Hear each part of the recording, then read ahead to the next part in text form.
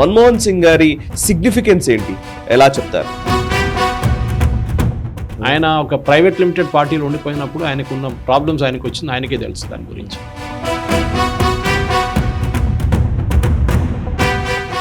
So Manmohan Singh అనే మనిషికి అసలు వాళ్ళు పట్టించుకోలేదు.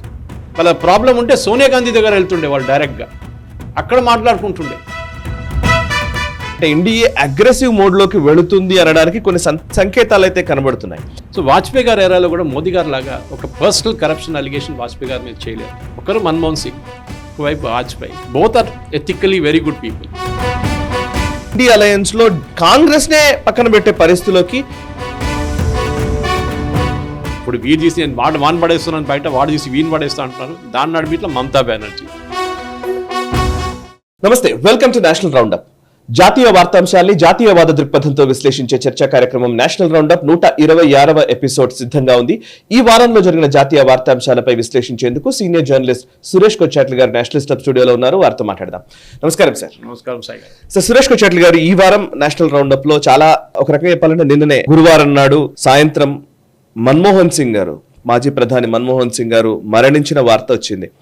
మన్మోహన్ సింగ్ అనగానే పివి నరసింహారావు గారు ప్రధాని అయినప్పుడు 1990వ దశకంలో ఆర్థిక సంస్కరణలు రావడానికి, ఈ రోజు మనం అనుకుంటున్న ఈ లిబరలైజేషన్ వల్ల ఈ రోజు ఫలాలు మనం పొందుతున్న వాటికి ముఖ్య కారకుల్లో పివి నరసింహారావు గారి కేబినెట్ లో ఆర్థిక శాఖ మంత్రిగా ఉన్న మన్మోహన్ సింగ్ ప్రవేశపెట్టిన బడ్జెట్ చాలా కీలకంగా అని చెప్తూ ఉంటారు. సో నరసింహారావు గారు, ఆయన లెగసీని మనం ఎన్నిసార్లు మాట్లాడినా, ఆయన వెనకాల ఒక టెక్నికల్లీ చెప్పాలంటే ఆర్థిక రంగానికి సంబంధించిన ఒక నిపుణుడు ఉండడము, అది మన్మోహన్ సింగ్ గారు కావడం అనేది ముఖ్యమైన అంశం.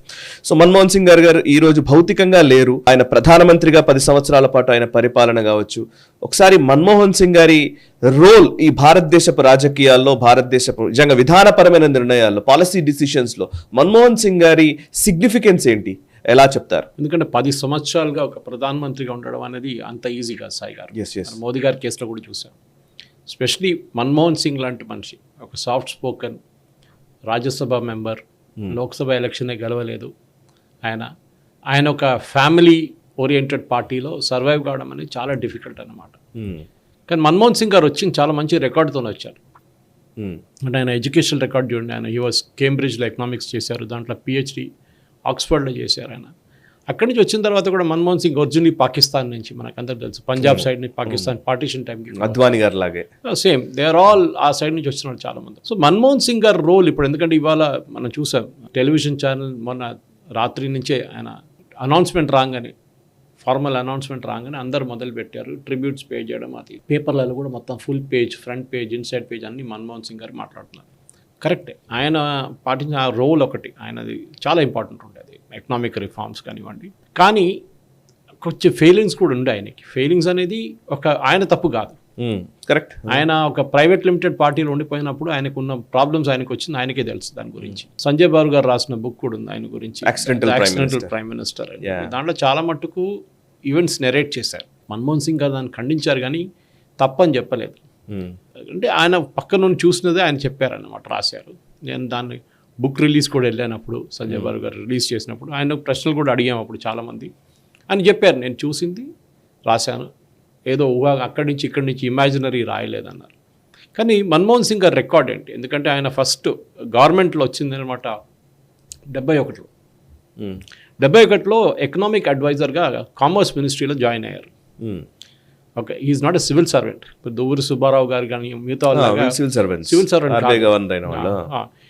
ఇతను వచ్చిందనమాట ప్యూర్లీ ఫ్రమ్ ఎకనామిక్ యాంగిల్, ఒక పిహెచ్డి, ఒక స్కాలర్ లాగా తీసుకొచ్చారు. 71లో తీసుకొచ్చారు. 71లో గవర్నమెంట్ ఆఫ్ ఇండియాలో కామర్స్ మినిస్ట్రీలో ఎకనామిక్ అడ్వైజర్గా జాయిన్ అయ్యారు. దాని తర్వాత ఆర్బీఐ గవర్నర్, చాలా ఇంపార్టెంట్ పోస్ట్, 3 సంవత్సరాలు 82 నుంచి 85. నోట్ల మీద ఎప్పుడు కూడా మన్మోహన్ సింగ్ గారి సిగ్నేచర్ కనిపిస్తుంది మీకు అక్కడక్కడ. దాని తర్వాత ప్లానింగ్ కమిషన్ డెప్యూటీ చైర్మన్గా 85 నుంచి 87. సో 71, 82, 85, 87 అంటే ఒక్క పీరియడ్లో ఆల్మోస్ట్ 15 సంవత్సరాలు ఆయన అక్కడో ఉన్నాడు, ఢిల్లీలోనే, ఆ పవర్ సర్కిల్స్లోనే ఉన్నారన్నమాట. సో చాలా మటుకు అక్కడ నేర్చుకొని ఉంటారు ఆయన. ఎందుకంటే కామర్స్ మినిస్ట్రీలో ఉండగానే, ఆర్బీఐలో ఉండగానే పాలసీ డిసిషన్స్ చాలా ఇంపార్టెంట్. దాని తర్వాత మనందరికీ తెలుసు మన్మోహన్ సింగ్ గారిని ఫైనాన్స్ మినిస్టర్గా ఎందుకు తీసుకొచ్చారు. ఎవరు తీసుకొచ్చారు? చాలా ఇంపార్టెంట్ డిసిషన్ నరసింహారావు గారు చెప్పాలంటే. నరసింహారావు గారు ఎందుకు తీసుకొచ్చారు? ఫస్ట్ ఐజీ పటేల్ గారికి ఆఫర్ చేశారు ఇది. ఈ was also farmer governor of reserve bank of India. పాత నోట్లలో ఆయన సిగ్నేచర్ కూడా కనిపిస్తుంది. ఓకే. ఐజీ పటేల్ గారిని ఫస్ట్ మన్మోహన్ సింగ్ నరసింహారావు గారు అడిగారు, మీరు ఫైనాన్స్ మినిస్టర్ అవుతారు. He refused. నాతో కాదని చెప్పినప్పుడు then he called Manmohan Singh. So Manmohan Singh was not automatic qualified. ఆయన్ని సెకండరీగా చాయిస్ ఉందా దాన్ని తీసుకొచ్చారనమాట. ఎందుకంటే భారతదేశంలో ఎకనామిక్ డిఎన్ఏ మార్చాలంటే చాలా క్రిటికల్ ఫేజ్ ఉంది. లైసెన్స్ రాజ్ నుంచి లిబరలైజేషన్ వైపు.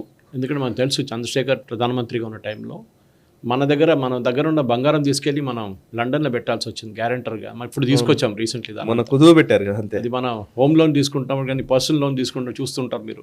కొంతమంది ముత్తూట్ లాంటి కంపెనీ తీసుకెళ్ళి గోల్డ్ పెట్టుకొని డబ్బులు తీసుకుంటారు. Same thing government of India did at that time. Simple explanation చెప్పాలంటే. సో ఆయన డెఫినెట్గా మే 22, 2004లో ప్రైమ్ మినిస్టర్గా మళ్ళీ జాయిన్ అయ్యారు. అంటే సెలెక్ట్ అయ్యారు. సెలెక్ట్ అని చెప్పాలి, ఎందుకంటే ఎలక్ట్ కాదు. He was selected as the prime minister. He was not a politician. So ఆయన రోల్ 71 నుంచి 2014 దాకా ఒక చాలా పెద్ద క్యాన్వాస్. మనం ఎప్పుడు చూస్తున్నాం అంటే ప్రధానమంత్రిగా ఉన్నప్పుడు, ఫైనాన్స్ మినిస్టర్గా ఉన్నప్పుడు, దానికన్నా ముందు కూడా ఆయన రోల్ ఉండే. Because he was experience in reserve bank. ఆయనకు ఫైనాన్స్ మినిస్టర్ డీల్ చేయడానికి ఈజీగా అయిపోయింది అనమాట. అప్పుడు ఆయన వచ్చిన టైంలో సాయి గారు భారతదేశం దగ్గర ఐ రిమెంబర్ డిస్టింక్ట్లీ 3 వారాలకు ఉన్న ఫారిన్ ఎక్స్చేంజ్ ఉండే మన దగ్గర. అంతే 3 వారాలకి ఆయిల్ ఇంపోర్ట్స్ కానివ్వండి, ఏ ఇంపోర్ట్స్ కొనడానికి 3 వారాల డబ్బులు మన దగ్గర ఉండి అంతే అయిపోయింది. దాని తర్వాత కంగాల్ బ్యాంక్రప్ట్. ఇప్పుడు పాకిస్తాన్ సంగతి చూడండి, దానికన్నా దారుణం ఉండే మనది.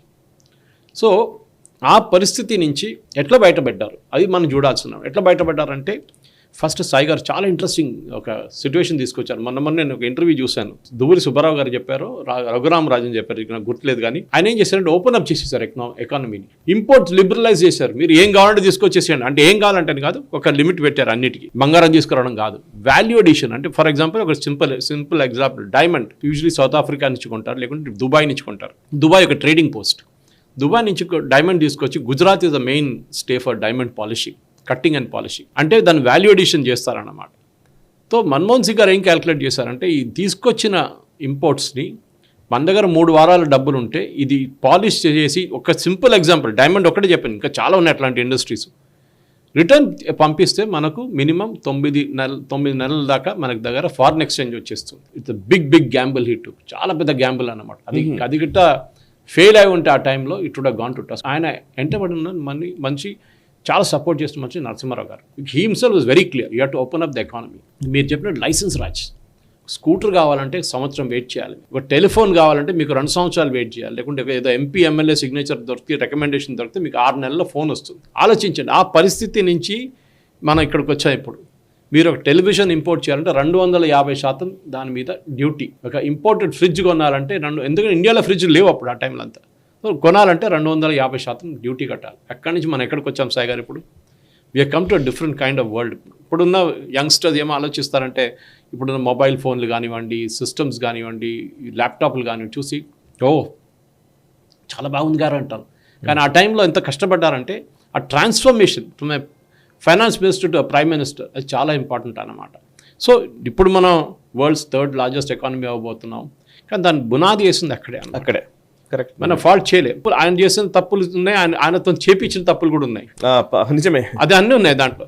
దాన్ని చెప్తాను, ఎందుకంటే యాక్సిడెంటల్ ప్రైమ్ మినిస్టర్ కూడా మనం చూసాం, సినిమా కూడా వచ్చింది దాని తర్వాత కూడా. అన్నిటికంటే పెద్ద తప్పు ఆయన చేసింది ఏంటంటే, ఒకటి ఆయనకి ఒక ఇండిపెండెంట్ పొలిటికల్ ఫాలోయింగ్ లేకుండే. మీరు ఒక పవర్ఫుల్ గ్రూప్ లీడర్ ఎప్పుడైతారు? శరద్ పవార్ లాంటి వాళ్ళు పార్టీలు ఉన్నప్పుడు కూడా ఆయన అంటే ఒక 40 మంది ఎంపీలు ఉంటారు. మమతా బెనర్జీ ఉన్నప్పుడు ఆమెతోని ఒక 10 మంది ఎంపీలు ఉంటారు. ఆ టైంలో she was very minor leader in West Bengal. Leader ఉంటే వాళ్ళతో ఎంపీలు ఉంటారు, మీరు మీ పొజిషన్ డిమాండ్ చేయొచ్చు. కానీ మన్మోహన్ సింగ్ తోడు ఒక ఎంపీ కూడా ఉంటాడు. ఆయన అస్సాం నుంచి, అది కూడా వెళ్ళి అస్సాం నుంచి రాజ్యసభకు నామినేట్ అయ్యారు. సో ఆయన పొజిషన్ దాంతోనే వీక్ అయిపోయింది అక్కడే. ఎకనామిక్ రిఫార్మ్స్ చేయడం అంతే చాలా బాగుంటుంది, కానీ మన లైసెన్స్ రాజ్యం 3 పాయింట్స్ మన్మోహన్ సింగ్ గారిని గుర్తుపెట్టుకోవచ్చు సాయి గారు. ఒకటి, ఆయన తీసుకొచ్చిన రిఫార్మ్స్లో ఫస్ట్ వాజ్ మిడిల్ క్లాస్ కోసం. మిడిల్ క్లాస్ అనే ఒక కాన్సెప్ట్ మన్మోహన్ సింగ్ టైంలో వచ్చింది. నేను ఫ్రిడ్జ్ల గురించి చెప్పాను, టీవీ ఇంపోర్ట్ గురించి చెప్పాను, ల్యాప్టాప్ ఇండియాలో అసలు లేవు, ఫోన్స్ లేవు, మొబైల్ ఫోన్స్ అన్ని బయట నుంచి వచ్చేది. సో ఆయన ఓపెన్ అప్ చేశారు మిడిల్ క్లాస్కి. ఒక మిడిల్ క్లాస్ ఆస్పిరేషన్ క్రియేట్ అయిందమ్మా. నేను ఒక ఐఫోన్ కొనొచ్చు, నేను ఒక ఆ టైంలో శాంసంగ్ కూడా లేదు, ఏదో చిన్న కంపెనీలు ఉన్నాయి ఆ టైంలో, నాకు కూడా గుర్తుంది 98లో నాకు ఫస్ట్ మొబైల్ కనెక్షన్ వచ్చినప్పుడు మోటరోలా ఫోన్ ఉండే, అది కూడా యాంటెనా ఇటుకలాగా ఉంటుంది అది కూడా అవును చూడడానికి. సో అట్లాంటి ఆ జనరేషన్ షిఫ్ట్ చేశారు. First was that. సెకండ్ ఆయన ఏం చేశారంటే నరేగా లాంటి ప్రోగ్రామ్స్ తీసుకొచ్చారు. ఓకే, రైట్ టు ఇన్ఫర్మేషన్ అట్లాంటిది చాలా మటుకు. ఈవెన్ ఫుడ్ సెక్యూరిటీ యాక్ట్ తీసుకొచ్చారు. ఈ 3 reforms are very very crucial. NREGA program specially మన కోవిడ్ టైంలో చూసి ఎట్లా పనిచేస్తుందని చాలా లీకేజెస్ ఉండే దాంట్లో, ఇప్పుడు కూడా ఉంది. కానీ చాలా మటుకు మనం డిజిటైజేషన్ చేసిన తర్వాత తగ్గింది మోదీ గవర్నమెంట్ వచ్చిన తర్వాత. అంటే నాకు ఒకటి కంటిన్యూటీ ఉందేమో అనిపిస్తుంది సార్. పివి నరసింహారావు గారి పీరియడ్లో లిబరలైజేషన్స్ తీసుకురావడము, ఆ తర్వాత వచ్చిన వాజ్పేయి గారు దాన్ని కంటిన్యూ చేయడము, మళ్ళీ మన్మోహన్ సింగ్ ప్రైమ్ మినిస్టర్ అయి కంటిన్యూ అవ్వడం వల్ల ఆ 20 years పీరియడ్ కరెక్ట్గా ఉంది కాబట్టి మేబీ ఈ రోజు మనం బాగున్నామేమో. దానికోసం మనం వాజ్పేయి గారి రోల్ కూడా డిబేట్ చేయాల్సింది. ఎందుకంటే మన్మోహన్ సింగ్ మన ఐసోలేషన్లో చూస్తున్నాం, కానీ కంటిన్యూషన్ ఉండే. మీరు చెప్పినట్ల ప్రధానమంత్రి నరసింహారావు గారి నుంచి వాజ్పేయి గారి దగ్గరకు వచ్చి ట్రాన్సిషన్ లాగా ఒక రకంగా చెప్పాలంటే కంటిన్యూటీ ఆఫ్ పాలసీస్. ఏదో ఆయన చేసుకొచ్చిన స్కీమ్ కదా బంద్ చేసేస్తాను నేను అని చెప్పి బంద్ చేయలేదు, ఎవరు చేయలేదు. What ever is good we will continue with that. కానీ మన్మోహన్ సింగ్ గారి ప్రాబ్లం ఎక్కడ వచ్చిందంటే ఆయనకి చెప్పినట్లు పొలిటికల్ అక్యూమెన్ లేకుండా. Bureaucrat technically speaking. సార్ నాకు నిజంగా తెలియదు, please let me know that. నిజంగా మీరు అప్పుడు రిపోర్ట్ చేసిన టైంలో లిబరలైజేషన్ నిర్ణయం తీసుకోవాలనుకున్నప్పుడు 90s లో అంటే ఖచ్చితంగా కమ్యూనిస్ట్ సోషలిస్ట్ ప్రభావం ఎక్కువ ఈ దేశంలో, విపరీతమైన ఇంపాక్ట్ ఉన్న టైం అది. అట్లాంటి టైంలో పివి నరసింహారావు గారు మైనారిటీ ప్రభుత్వం ఉండి ఆయన ఎలా ఒప్పించగలిగారు ఇంతమందితోటి, అంతే కదా. 240 seats ఏమో ఉన్నాయి కాంగ్రెస్ కి అప్పుడు, అంతే. చాలా ఇంపార్టెంట్ సాయి గారు. Third reform and Manmohan Singh గారు ఫైనాన్స్ మినిస్టర్ గా ఉన్నారు. ఆయన ఏముంది, ఆయన పాలసీ రెడీ చేయడం, ఏం చేయాలని టెక్నికల్ గా చూస్తారు, కానీ పొలిటికల్ పార్టీ కాన్సెన్సస్ తీసుకురావడం, దాన్ని ఇంప్లిమెంట్ చేసే దగ్గర అప్పుడు ఎట్లా ఉండేది అసలు. యాక్చువల్లీ 3వ పాయింట్ ఇంపార్టెంట్, అదే మీరు అడిగారు కమ్యూనిస్ట్ వాళ్ళ గురించి. ఎందుకంటే మీరు ఏమైనా రిఫార్మ్ మాట్లాడడం కానీ ఇది అమెరికా సిఐఐ అసలు పెడతారు కమ్యూనిస్ట్ వాళ్ళు, బహుళజాతి కంపెనీలు ఇక్కడ చూస్తున్నాం కదా. ఇప్పుడు లేటెస్ట్ అదానికి అమ్మేస్తున్నారు, అంబానీకి అమ్మేస్తున్నారు, అది ఇదని చెప్తారు వీళ్ళు. ప్రాబ్లమ్ వాజ్ దట్ 3వ రిఫార్మ్ మనం ఈ 2 గురించి మాట్లాడాం. ఫస్ట్ మిడిల్ క్లాస్కి ఓపెన్ అప్ చేయడము, second we talked about opening up the entire NREGA కానివ్వండి, మిగతా రిఫార్మ్స్ తీసుకొచ్చారు ఆయన. 3వ చాలా ఇంపార్టెంట్ ఉండే పబ్లిక్ సెక్టర్ అండర్టేకింగ్స్, PSU అన్ని వైట్ ఎలిఫెంట్స్. అవును, వైట్ ఎలిఫెంట్స్ అవన్నీ విపరీతంగా అది అమ్మేసుకున్న. సిఎంసి లాంటి కంపెనీ TCSకి అమ్మారు. VSNL Videsh Sanchar Nigam limited, VSNL కాదు విదేశ్ సంచార్ నిగమ్, దాన్ని అమ్మేశారు టాటాస్కి. CMC కూడా టాటా వాళ్ళు కొన్నారు. ఆ టైంలో అది చేయడం అంటే చాలా కష్టం. అవును, మోదీ లాంటి మనిషిని ఎప్పుడు చెప్తున్నాడు, ఒక్కొక్కసారి కొంచెం అనిపిస్తుంది మనకు డిక్టేటర్గా ఉంటే బాగుంటుంది మన దేశానికి, కావాల్సింది. చాలామంది ఇందిరాగారిని ఎమర్జెన్సీ దాంట్లో క్రిటిసైజ్ కూడా చేశారు, ప్రేజ్ కూడా చేశారు. అప్పుడు చెప్పారు ట్రైన్లన్నీ టైంకి వచ్చేదంట, మీరు వాచ్ సెట్ చేసుకోవచ్చు, కరెక్ట్ టైంకి ట్రైన్ వస్తుందంట, రాకపోతే అక్కడ సస్పెండ్ ఎమర్జెన్సీలో. ఎమర్జెన్సీ పీరియడ్ చాలా మందికి నచ్చింది అది. కానీ అది నెగటివ్ దాంట్లో ఉంటే డెమోక్రసీ పోయింది, ఫ్రీడమ్ లేదు, ఏం లేదు, ప్రెస్ సెన్సర్షిప్, అందరిని జైలు వేసి అదంతా. సో మన్మోహన్ సింగ్ గారి ప్రాబ్లం ఎక్కడ వచ్చిందంటే ఈ was a kind of a consensus person. Okay, consensus man అంటే మీరు వెళ్ళి ఆయనతో మాట్లాడుతూ కూడా చాలా సాఫ్ట్గా మాట్లాడతారు. ఆయన చూస్తాను, ఆయన ఈ goes to that RBI procedure, ఆ కల్చర్ నేను దాని బయటికి వెళ్ళి చేయనని చెప్పేసి. కానీ ఆయన దగ్గర ప్రాబ్లం ఎక్కడ వచ్చిందండి సాయి గారు, ది వీక్నెస్ని కొంతమంది వాడుకున్నారు. స్పెషలీ సంజయ్ బాబు గారి బుక్లో కూడా ఉంది. ఇది పులోక్ చాటర్జీ అనే ఒక సెక్రటరీ ఉండే IAS, Sonia Gandhi right hand. Okay, ఆయన మన్మోహన్ సింగ్ ఆఫీస్కి వచ్చి, అప్పుడు రేస్ కోర్స్ రోడ్ ఉండే, రేస్ కోర్స్ రోడ్కి వచ్చి ప్రైమ్ మినిస్టర్ ఆఫీస్ నుంచి ఫైల్ ఎత్తుకపోతుండే, ఇంపార్టెంట్ ఫైల్స్ అన్ని. ఓకే, కన్సిడరేషన్లో ఉన్న ఫైల్స్ అంటే ప్రైమ్ మినిస్టర్ డిసైడ్ చేయడానికి పెట్టుకున్నారు. ఆ ఫైల్స్ అని తీసుకెళ్లి సోనియా గాంధీకి చూపిస్తుండే. అంటే అదో ఆలోచించండి, వీళ్ళు చెప్తారు మళ్ళీ కాన్స్టిట్యూషనల్ పొజిషన్ గురించి, రాజ్యాంగం కాదు, పెద్ద వైలేషన్ అది. ఎందుకంటే సీక్రసీ ఉంది, oath of office secrecy prime minister అంటే that I will not disclose this information to anybody అని మనం ప్రమాణ స్వీకారం చేసి. Yes, exactly. Sonia Gandhi has not done it. Ahmad Patel has not done it. She was more than a prime minister, right? Exactly. So akkade Manmohan Singh failing start అయింది సాయి గారు. The first 5 years Manmohan Singh 2004 to 2009 బాగుంది. It's a very good time. కానీ దాని తర్వాత 2009 to 2014 in fact Sanjay బాబు గారు చెప్తున్నారు, ఆయన అప్పుడు సింగపూర్లో ఉన్నప్పుడు వచ్చి మన్మోహన్ సింగ్ గారు చెప్పారంట, సార్ మీరు లోక్సభకు పోటీ చేయండి, లోక్సభ పోటీ చేస్తే మీకు ఒక ఇమేజ్ వస్తుంది లీడర్ అనేది. ఆయన అదే చెప్పారంట, I wish I could, but I'm not. ఎందుకంటే ఆయన చెప్పారు మీరు అమృత్సర్ నుంచి వెళ్ళి పోటీ చేయండి, మీరు స్వీప్ చేస్తారు ఎలక్షన్, మీకు లోక్సభ అక్కడి నుంచి ఎవరు మీ అదుట కూడా ఎవరు ఉండరు, అంత you are such a popular man. కానీ చేయలేదు సాయి గారు. అది చాలా బాధ అనిపిస్తుంది. ఎందుకంటే he was undermine totally Sai garu. అన్ని పొజిషన్లు ఆయన అండర్మైన్ చేశారు. స్పెషల్లీ ఆయన సెకండ్ టర్మ్లో అక్కడే మొదలైంది సాయి గారు కరప్షన్. మనం చూసాం కామన్వెల్త్ గేమ్స్ కానివ్వండి, 2G కానివ్వండి, కోల్ స్కామ్ కానివ్వండి, మిగతా అన్ని స్కామ్లు అక్కడి నుంచి మొదలయ్యాయి. ఈ స్కామ్ని కంట్రోల్ చేయలేకపోతే డి రాజా లాంటి వాళ్ళు ఆలోచించండి సాయి గారు, ఒక పాలసీ చేంజ్ చేశారు. ఓవర్ నైట్ ఒక టెండర్ డాక్యుమెంట్లో పాలసీ చేంజ్ చేసేసారు. మన్మోహన్ సింగ్ గారు ఏం చెప్పలేకపోయారు. ఎందుకంటే కోalition ధర్మ ఎక్కువ చెప్తే సపోర్ట్ విత్డ్రా చేస్తూ గవర్నమెంట్ ఉండదు.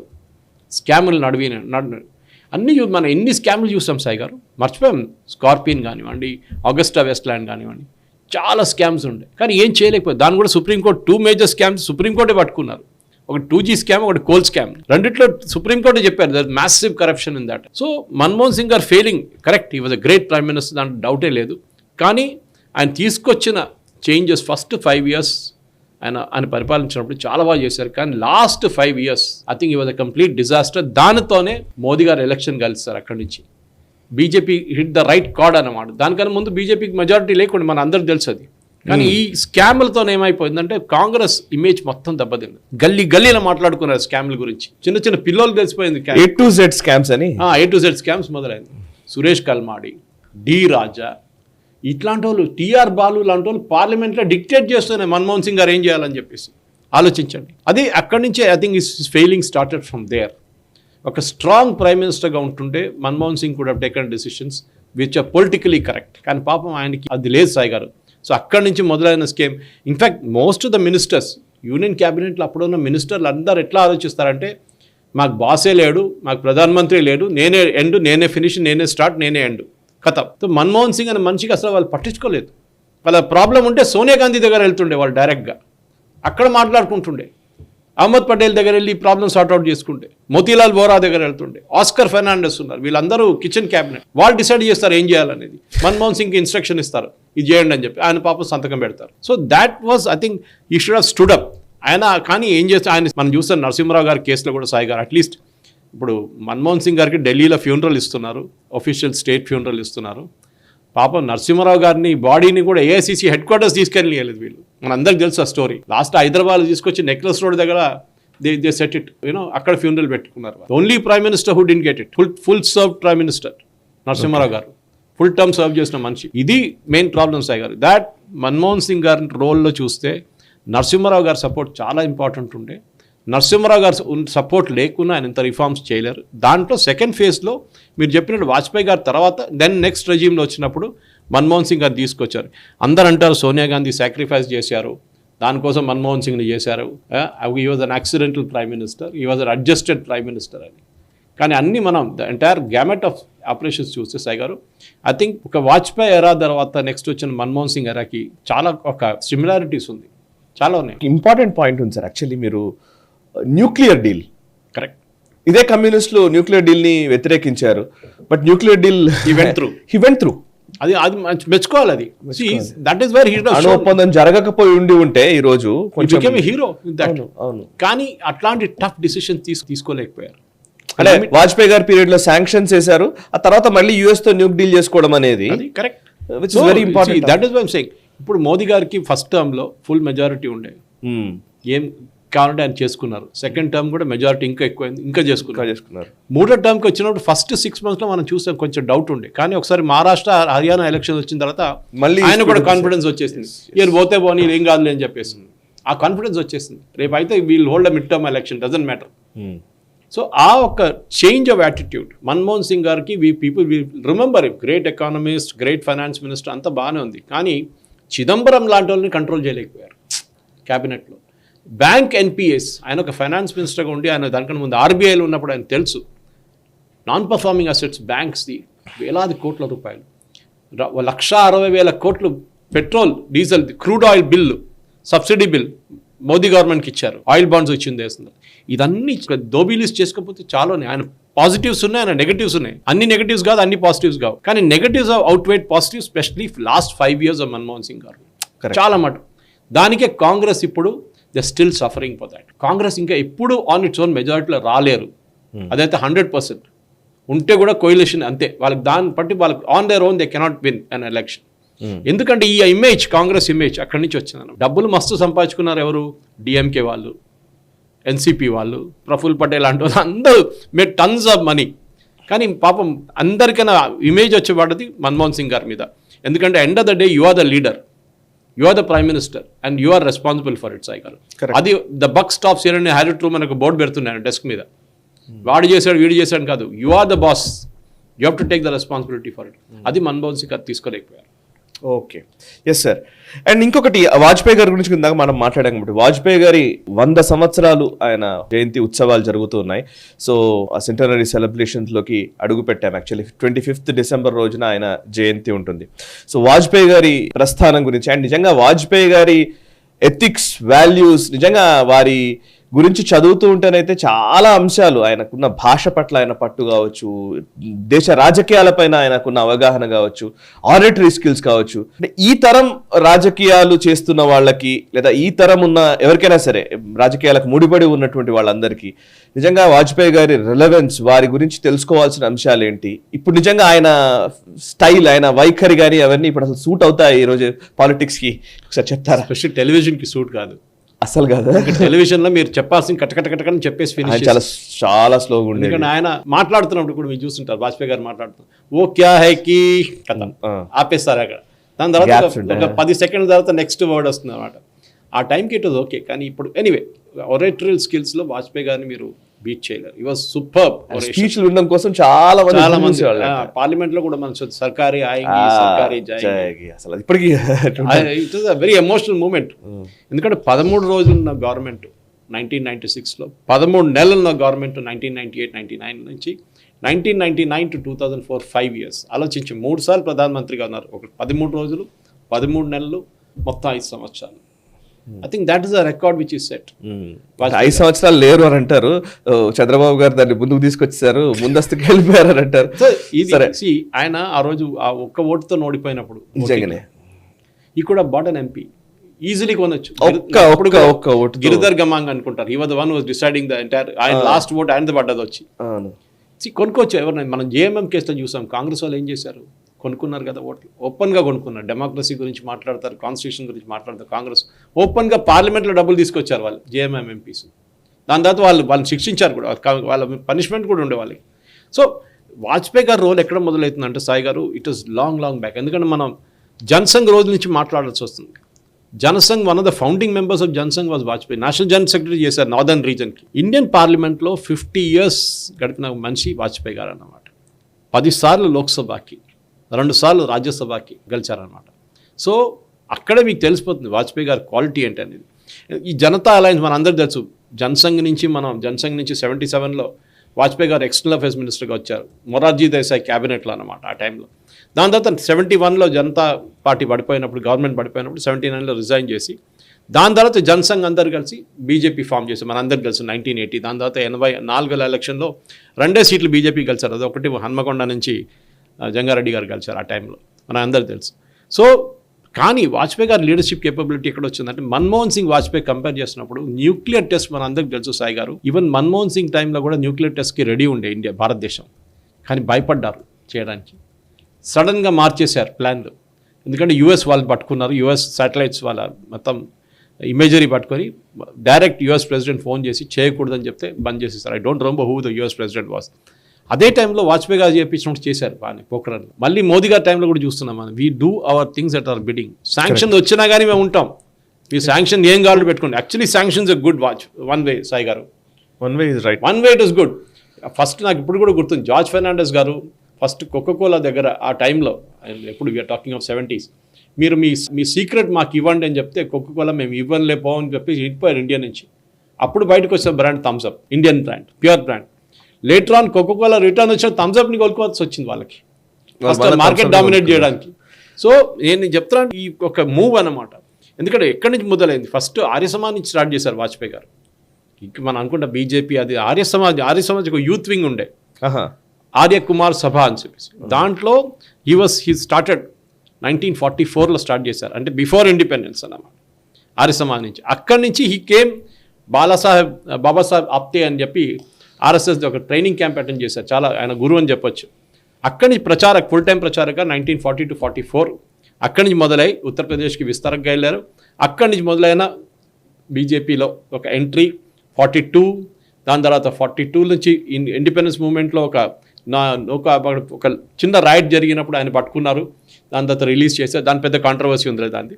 కానీ వాజ్పేయి గారి ఇమేజ్ ఎక్కడ వస్తుందంటే చాలా పాజిటివ్గా ఒక్క కరప్షన్ అలిగేషన్ కూడా చేయలేకపోయారు. ఆ టైంలో 2 కరప్షన్ అలిగేషన్స్ ఉండే. ఒకటి బంగారు లక్ష్మణ్ గారు డబ్బులు తీసుకుని పట్టుకున్నారు ఆయన్ని, ఇంకోటి జార్జ్ ఫెర్నాండెస్ మీద లేనిపోయిన ఆరోపణలు చేసి కాఫిన్ స్కామ్ అని చేశారు. లాస్ట్లో అది it was proved to be falls.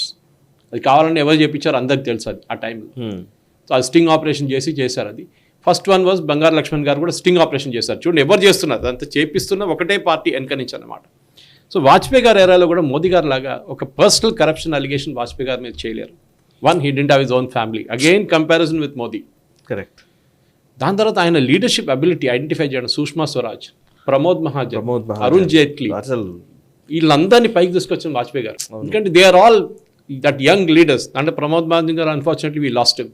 In fact at one time Vajpayee గారు మీటింగ్ అడ్రస్ చేస్తున్నాడు పార్లమెంట్లో, first session I think 1952 or 53లో he was addressing parliament. Nehru గారు పక్కన వచ్చి చెప్పారంట పార్లమెంట్లోనే, వన్ డే ఏ నౌజవాన్ ప్రధానమంత్రి బనేగా, అంటే ఈ యంగ్ మ్యాన్ ఒకరోజు ప్రధానమంత్రి అవుతారని చెప్పారు. కరెక్ట్గా వచ్చింది అది.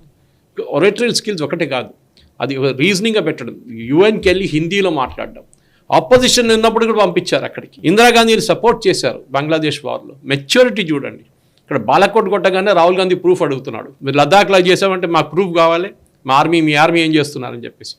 వాజ్పేయి గారు ఉన్నప్పుడు ఒక మెచ్యూరిటీ ఉండే ఆయనకి. నో కాన్ఫిడెన్స్ మోషన్ వచ్చినప్పుడు కూడా, ఓడిపోయినప్పుడు, ఒక్క ఓటుతో ఓడిపోయినప్పుడు he was cool, doesn't matter. Economic reforms ఆయన, మనం మన్మోహన్ సింగ్ గారి గురించి మాట్లాడుతాం కానీ వాజ్పేయి గారు తీసుకొచ్చే ఎకనామిక్ రిఫార్మ్స్ ఇంకా చాలా మంది మనందరూ తెలుసు. పోఖ్రాన్ ఇన్ఫ్రాస్ట్రక్చర్ డెవలప్మెంట్ అంతా 88లో May 11th, 1988 పోఖ్రాన్ టెస్ట్ చేపించారు. ఎట్లా చేపించారు, ఎవరు తెలియకుండా చేశారు అది. నాకు ఇప్పుడు కూడా పిక్చర్ గుర్తుంది, కలాం గారు, George Fernandes and Vajpayee standing at that near the Pokhran site. Iconic picture అన్నమాట. So we are comparing 2 eras, 2 prime ministers. ఒకరు మన్మోహన్ సింగ్, ఒకవైపు Vajpayee. Both are ethically very good people. కానీ ఒకరేమో ఆయన్ని ఇంకొకరు డామినేట్ చేసుకున్నారు, versus Vajpayee never allowed that to happen. ఆయన he was his own man. Correct. That is the most important. సరే, ఇక ఇప్పటికి వద్దాం సార్, ఈ రోజున పాలిటిక్స్లోకి వద్దాం.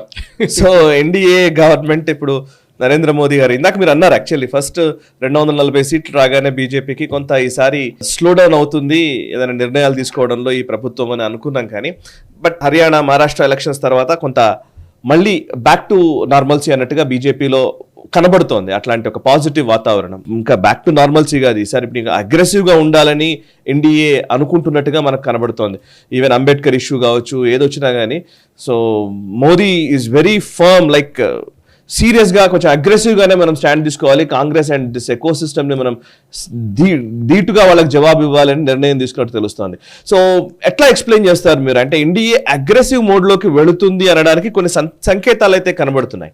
ఈ అగ్రెషన్ దేనికి దారితీస్తుంది, ఎందుకోసం? అది ఏమైతుందండి సాయి గారు, ఫస్ట్ మనం చూస్తే ఇనిషియల్ ఫేజ్లో చాలా ఇంపార్టెంట్ ఏంటంటే మోదీ గారు, అమిత్ షా గారు వాళ్ళ మీద మొత్తం అన్ని రెస్పాన్సిబిలిటీస్ తీసుకున్నారన్నమాట. Everything was dependent on them. Correct. వాళ్ళు వెళ్ళాలి, వారు క్యాంపెయినింగ్ చేయాలి, వాళ్ళు క్యాండిడేట్ లిస్ట్ రిలీజ్ చేయాలని చెప్పి. కానీ the turning point came Jharkhand and Maharashtra ఎలక్షన్లో. హిమంత బిశ్వ శర్మ, యోగి ఆదిత్యనాథ్, మిగతా ముఖ్యమంత్రులందరినీ పంపించారు ఈ ఏరియాకి. సంబిత్ పాత్ర, బాన్సురి స్వరాజ్, నిచికాంత్ దుబే, వీళ్ళని పార్లమెంట్లో పెట్టారు తీసుకొచ్చి. పార్లమెంట్లో రాహుల్ గాంధీని ట్యాకిల్ చేయండి, మోదీ గారు మాట్లాడతారు, నిచికాంత్ దుబే మాట్లాడతారు. ఆలోచించారు, నెక్స్ట్ జనరేషన్, జెనెక్స్ అంటాం మనం. అంబేద్కర్ గారి కేసులో కూడా చూడండి, ఇనిషియలీ కాంగ్రెస్ వాళ్ళు ఏం చెప్పారంటే మేము అది కావాలి, అమిత్ షా గారు రెసిగ్నేషన్ కావాలి. అమిత్ షా గారు అన్నారు కావాలంటే తీసుకో రెసిగ్నేషన్, పెద్ద పని ఏం లేదన్నారు. కానీ that is not the point is aggression. ఈసారి ఏం చేశారు, యోగి ఆదిత్యనాథ్ గారిని ఒక కమిటీలో తీసుకొచ్చి ఒక టీమ్గా ఫామ్ చేసుకున్నారు వాళ్ళు. ఎవరెవరు, గుజరాత్ ముఖ్యమంత్రి భూపేందర్ పటేల్ గారు ఉన్నారు, అది కాకుండా ఒడిశా సీఎం మోహన్ చరణ్ మాజీ గారు తీసుకొచ్చారు ఆయన్ని, అది కాకుండా సీఎం, మధ్యప్రదేశ్ సీఎం మోహన్ యాదవ్, వీళ్ళందరినీ they bottom in to the main stream. ఇప్పుడు దాకా ముఖ్యమంత్రులు, బీజేపీ ముఖ్యమంత్రికి ఏమైనా రోల్ ఉందా అంటే వాళ్ళ స్టేట్లో రోల్ ఉంది, కానీ బయట నేషనల్ లెవెల్ ఏం చేయలేదు వాళ్ళు. కానీ మోదీ గారు ఏం చేస్తున్నారంటే ఒక జనరేషన్ నెక్స్ట్ షిఫ్ట్ చేస్తున్నారు. నెక్స్ట్ జనరేషన్ కూడా తీసుకొచ్చి మీకు కూడా రెస్పాన్సిబిలిటీ పార్టీ నడిపించడం, నేను ఒక్కరే కాదు, అన్ని ప్లేస్లో నా పోస్ట్ పెట్టి మీరు గెలవలేరు ఎలక్షన్, మీరు కూడా మీరు చేయాల్సిందే అని చెప్పేసి that was the change them made అన్నమాట. సో దా చేంజ్లోనే ఇప్పుడు ఫస్ట్ ఈ అంబేద్కర్ ఇష్యూ తీసుకొచ్చారు. అది కాకుండా దీనికి వెనక ఒక స్ట్రాటజీ ఉంది సాయి గారు, చాలా ఇంట్రెస్టింగ్. యాక్చువల్లీ మనం అనుకుంటాం ఇది అంబేద్కర్ స్ట్రాటజీ, అంబేద్కర్ ఇష్యూ కానివ్వండి, లేకుంటే ఇదే ఇంకేమైనా ఇష్యూస్ గురించి ఉండొచ్చు, పార్లమెంట్లో జరిగిన గొడవ అదానీ అంబానీ ఉండొచ్చు అనేది. కానీ they are trying to build a consensus నా. ఎందుకంటే ఇప్పుడు చూసిన సుప్రియా సూలే మనం చెప్తున్నారు, yes we can think about supporting the bill. చాలా చిన్న చిన్న పార్టీస్ కూడా ఇప్పుడు అఫ్కోర్స్ నాయుడు గారు కానివ్వండి, Nitish Kumar is already in the bag, problem లేదు. ఎందుకంటే 2/3 మెజారిటీ కావాలి దానికి, 1 నేషన్ 1 ఎలక్షన్. సో ఇక్కడ కన్సెన్సస్ బిల్డ్ చేయడానికి కూడా వాళ్ళు ముఖ్యమంత్రిని తీసుకొస్తున్నారు. అటాక్ ఎవరు చేస్తున్నారు? అటాక్ చేస్తున్న వాళ్ళు ముఖ్యమంత్రులు. ఎవరు? రాహుల్ గాంధీ మీద. సో రాహుల్ గాంధీ ఎవరికి రెస్పాండ్ కావాలి? అమిత్ షా మీద రెస్పాండ్ కాలేరు కదా. కరెక్ట్. ఎస్ రెస్పాండ్ టు ముఖ్యమంత్రి. అంటే ఆ లెవెల్ మారిపోయింది ఇప్పుడు. You deal with my chief minister first, దాని తర్వాత మిగతా చెస్లో మనం చూస్తుంటాం, ముందు పాన్స్ ఉంటుంది, ముందు పాన్స్ అని కొట్లాడండి, తర్వాత మన కింగ్ వెనక బిషప్లు అన్ని గ్రూప్లు అన్నీ ఉంటాయి. That is the strategy they are using. It's a brilliant strategy. ఎందుకంటే బీజేపీ వీళ్ళందరినీ వెనకబెట్టి హైడ్ చేయలేదు సాయి గారు, వీళ్ళని ఎక్స్పోజ్ చేయాల్సింది. ఎవరు? ముఖ్యమంత్రులు వెళ్ళి ఫీల్డ్లో చేయాలి. వాళ్ళ స్టేట్లో వాళ్ళు రాజు ఉండొచ్చు, కానీ ఒక మధ్యప్రదేశ్ ముఖ్యమంత్రి వెళ్ళి గుజరాత్లో క్యాంపెయిన్ చేయడం అనేది ఇట్స్ పాజిటివ్ థింగ్, చేయాల్సింది అది. అండ్ మీరు చూస్తారు ఇప్పుడు చూడండి, బీహార్ ఎలక్షన్లో Sai garu BJP is going to use all this people. Natural లీడర్స్లో ఆల్రెడీ చాలా మంది ఉన్నారు. ఎవరు? మన హిమంత బిశ్వ శర్మ కానివ్వండి, యోగి ఆదిత్యనాథ్, వీళ్ళందరూ మనకి పబ్లిక్ ఫేసెస్. కానీ మీరు ఒడిశా ముఖ్యమంత్రి ఎవర్రా అంటే అప్పుడు మనం ఆలోచిస్తాం, భూపేంద్ర పటేల్. ఎవరు భూపేంద్ర పటేల్ అంటారు. So now you are bringing them to recognition అన్నమాట. So BJP next gen leadership, దానికోసం పార్లమెంట్లో చెప్పాను కదా Sai garu, Bansuri Swaraj first time MP, ఆమె దింపారు. You look at Nishikant Dubey, he is always a fighter. ఆయన ఇప్పుడు కాదు, చాలా 3 సంవత్సరాల నుంచి ఆయన ఈజ్ ఆఫ్టర్ రాహుల్ గాంధీ అన్నమాట. అట్లనే సంబిత్ పాత్ర, వీళ్ళందరినీ వాడుకుంటున్నారు. బీజేపీ ప్రాబ్లం ఎక్కడ వచ్చిందంటే సాయి గారు, ఒక టైంలో వాళ్ళకి సుష్మా స్వరాజ్, అరుణ్ జైట్లీ, ప్రమోద్ మహాజన్ లాంటి దిగిన ముందు కూడా చెప్పాను నేను, వాళ్ళు ఉన్నప్పుడు. కానీ వాళ్ళు పోయిన తర్వాత నెక్స్ట్ ఫీల్డ్లో వచ్చినారు మన దగ్గర పీయూష్ గోయల్, నిర్మలా సీతారామన్, వీళ్ళందరూ వచ్చారు next generation leadership, Ravishankar Prasad. కానీ ఏమైందంటే వాళ్ళు ఒకసారి once they went to the ministership, ఆ ఫీల్డ్ మళ్ళీ ఖాళీ అయిపోయింది. పార్లమెంట్లో డిబేట్ చేయడానికి ఎవరు లేరు బీజేపీ వైపు నుంచి. True. Now they bringing the next generation leadership. Correct. ఇది ఒక 2 సంవత్సరాలు 3 సంవత్సరాలు ముందే చేయాలంటే, anyway better late than never అంటారు ఇంగ్లీష్లో. ఇప్పుడైనా తీసుకొచ్చారు కదా నెక్స్ట్ జనరేషన్. ఇంకా ఉన్నారు 240 మందిలో minimum BJP can come up with 20 to 30 excellent speakers. ఎందుకంటే ఈ చాలామంది బీజేపీ ఎంపీస్ సాయి గారు, like Sushma Swaraj, like Arun Jaitley, ABVP నుంచి వస్తారు. ABVP is like a debating society. Correct. వాళ్ళ స్టూడెంట్స్ చాలా మంచిగా డిబేట్, ఎందుకంటే I was also in ABVP, నాకు తెలుసు అది. సో వాళ్ళ ఎలక్యూషన్ కాంపిటీషన్ కానివ్వండి, వాళ్ళ స్పీకింగ్ అబిలిటీ అంతా వాళ్ళు చిన్నప్పటి నుంచే, కాలేజ్ ఉన్నప్పుడే డెవలప్ చేసుకుంటూ వస్తారు. సో న్యాచురల్లీ పార్లమెంట్ లెవెల్కి వచ్చినప్పుడు యూఆర్ ఇంప్రూవింగ్ యువర్ స్కిల్స్ అన్నాం. So ideological depth. సో ఒకవైపు ముఖ్యమంత్రులు, పెద్ద ముఖ్యమంత్రులు, ఒకవైపు ఎంపీస్, నెక్స్ట్ వైపు తీసుకొచ్చి నెక్స్ట్ స్టేట్ పార్టీ ప్రెసిడెంట్స్ వాళ్ళు తీసుకొస్తారు. నెక్స్ట్ వాళ్ళని కూడా దింపేసి, కేరళలో ఉన్న సురేంద్రన్ దగ్గర నువ్వు వెళ్ళి మహారాష్ట్రలో క్యాంపెయిన్ చేయండి, ఇక్కడ తమిళనాడులో ఉన్న అన్నామలైని తీసుకెళ్ళి యూ క్యాంపెయిన్ ఇన్ ఉత్తరప్రదేశ్ అంటారు. దిస్ ఈస్ పాసిబుల్, కానీ దానికి టైం పడుతుంది. ఎప్పుడు మీరు మోదీ గారి మీద డిపెండ్ కాలేరు. That's the biggest lesson BJP has learned now. ఎప్పుడు మోదీ గారు వెళ్ళి ఎలక్షన్, దానికోసం హర్యానాలో మీరు మోదీ గారు చూసారా? చూడలేదు. ఎక్కువ మహారాష్ట్రలో చూసారా? చూడలేదు. Devendra Fadnavis took charge, I will be the leader, I will run the election. Excellent. ఏదో తప్పులు అక్కడ జరుగుతాయి, ప్రాబ్లం లేదు, కానీ ఒక లెసన్ లాగా నేర్చుకుంటారనమాట. This is very important. I think ఒక జనరేషన్ షిఫ్ట్ బీజేపీ చేశారు Sai garu. It's an excellent thing which BJP is doing. ఇంకా చేయాలి వాళ్ళు, కానీ ఒక టైడ్ అండ్ టెస్టెడ్ మెథడ్ లాగా ఒక స్టెప్ బై స్టెప్ కాంగ్రెస్ని అటాక్ చేయడం. ఎందుకంటే రాహుల్ గాంధీ ఇప్పుడు తెలిసిపోయింది, మనం మీరు చూస్తుంటారు పార్లమెంట్ బయట జరిగిన గొడవలో కూడా ఎవరు రెస్పాండ్ అయ్యారు? నాగాలాండ్ నుంచి ఒక లేడీ ఎంపీ రెస్పాండ్ అయింది. She filed a complaint. మనకు ఆమె ఎవరని కూడా తెలియదు ఇప్పుడు దాకా. సడన్లీ షీ బీన్ పిచ్ ఫాక్డ్ ఉంటుంది, లైట్ అన్నమాట. అరే ఇట్లని కూడా ఎంపీ ఉన్నారా బీజేపీకి అని చెప్పేసి. So that is where the entire thing is coming down to. BJP వైపు నుంచి కూడా కాంటెస్ట్ చేయడానికి, బీజేపీ వైపు నెక్స్ట్ జనరేషన్ లీడర్షిప్ని డెవలప్ చేయడంలో బీజేపీ ఇప్పుడు దాకా కొంచెం వెనకబడి ఉన్నారు, కానీ ఇప్పుడు ముందుకు వస్తున్నారు. Okay, right sir. ఇక ఒకవైపు ఎన్డీఏ అగ్రెషన్ కనబడుతోంది, ఇంకోవైపు ఇండియా అలయన్స్ కి సంబంధించి లుకలుకలు పెరుగుతూనే ఉన్నాయి. ఇప్పటికే ఇండియా అలయన్స్ కి మమతా బెనర్జీని అధ్యక్షురాలుగా చేయాలనే ఒక డిమాండ్ నడుస్తున్న టైం, అండ్ ఆప్ ఢిల్లీకి సంబంధించి కాంగ్రెస్ వర్సెస్ ఆప్ అన్నట్టుగా కనబడుతుంది. అజయ్ మాకెన్ అరవింద్ కేజ్రీవాల్ ని విమర్శిస్తూ మాట్లాడుతూ ఉండడము, దాన్ని ఆమ్ ఆద్మీ పార్టీ కూడా సీరియస్ గా తీసుకుంది. అజయ్ మాకెన్ వెంటనే తీసేయాలి, ఆయన్ని సస్పెండ్ చేయాలని చెప్పేసి డిమాండ్ చేస్తూ ఉండడము, ఆయన మీద చర్యలు తీసుకోకపోతే ఇండియా అలయన్స్ విషయంలోనే కొంచెం ప్రతిష్టంభన వచ్చే అవకాశాలు కనబడుతున్నాయి. So what is your stand sir? Actually India alliance లో కాంగ్రెస్ నే పక్కన పెట్టే పరిస్థితిలోకి మిగతా పార్ట్నర్స్ వస్తున్నట్టుగా కనబడుతుంది. What you say? ఇప్పుడు అతిషి కానివ్వండి, మిగతా వాళ్ళు కానివ్వండి, సంజయ్ సింగ్ అడ్రస్ చేసిన ప్రెస్ కాన్ఫరెన్స్ చెప్పారు నేను 24 గంటలు టైం తీస్తున్నాను చెప్పేసి. ఆ 24 గంటలు ఇప్పుడు అయిపోతుంది. దాని తర్వాత యాక్షన్ తీసుకోకపోతే కాంగ్రెస్ని ఇండియా అలయన్స్ నుంచి బయటపడేస్తారంటున్నారు వాళ్ళు. ఆలోచించండి, ఒక చిన్న స్టేట్ నడిపిస్తున్న ఒక పార్టీ కాంగ్రెస్ లాంటి ఒక నేషనల్ పార్టీని థ్రెటన్ చేస్తున్నారు. మీరు అజయ్ మాకెన్ తీసి పక్కన పడకపోతే మేము next wheel throw out.